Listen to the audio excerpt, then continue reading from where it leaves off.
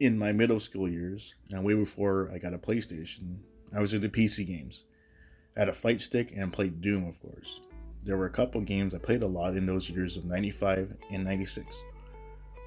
There were a couple titles that I remembered most fondly.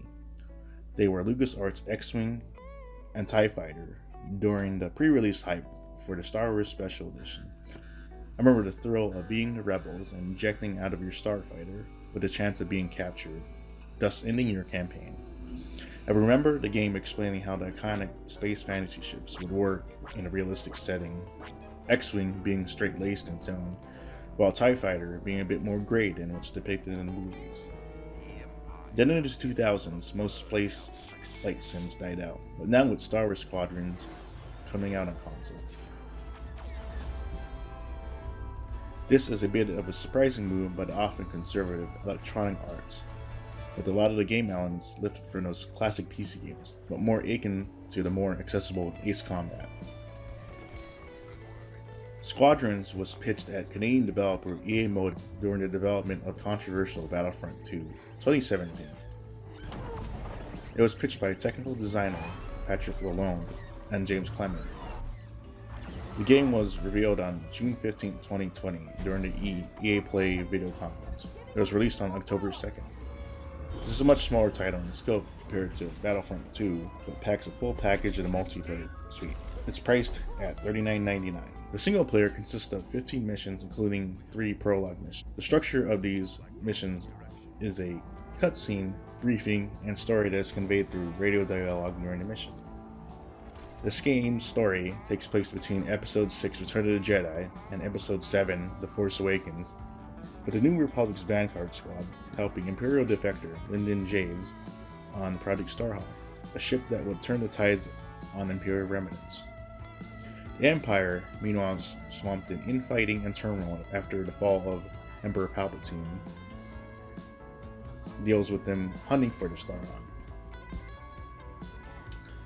Squadron's story is light and does feel in line with the new side stories, and gives some much needed context in the Disney era Star Wars before the formation of the Resistance. A plus in terms of story is, unlike the quickness of the X-Wing/TIE Fighter series, your co-pilots have a lot of characterization and motivations. Fresk, a snarky Transocean, Keo, Rabbit Squad, and Vanguard 5, the player character who you get to customize with your look and how they sound. This is the weakest part of the narrative, with the player being a mute character. They do get a few catchphrases during combat.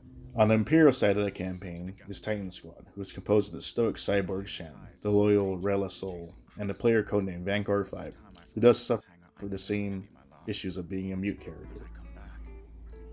Through the Imperial side of the campaign, it gets more interesting and goes on about the infighting that ensued after the collapse of the Empire, with different officers vying for power. One mission has you steal some material to fight against the Republic, behind the back of another commander. It was an overall enjoyable set of missions that had a variety, with escorting ships, eliminating enemies, and unlike the X-Wing/TIE Fighter series of games, has a bit more in the set piece department. It doesn't overdo it and gives you the 6 degrees of freedom that is synonymous with space combat games. The standard version is no slouch in the looks department, either with it being an HDR and sporting a 1440p resolution and a 60 frames per second most of the time. Sound design, as usual, is great with the iconic roars of TIE Fighters and laser bolts filling the soundscape. The music is filled with classic tracks from the original trilogy and new motifs by Gordy Hogg, who previously worked on Star Wars titles such as Jedi Fallen Order. Does a great job of making new music in line with John Williams' iconic score.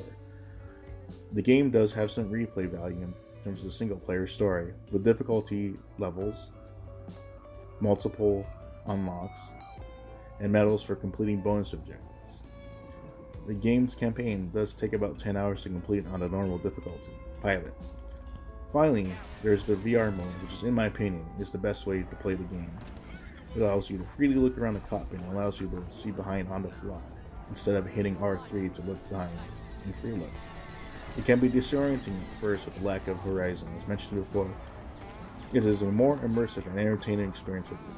If you are new to VR or have motion sickness, it may not be comfortable. If you're used to fight games in VR, I have for years. You should be fine. Overall, Squadron is a solid flight sim and is a must-have for PS VR owners. There's a decent length campaign and a strong foundation for a multiplayer mode. It just needs more variety in modes. Hopefully, this can be fixed with content updates in the future.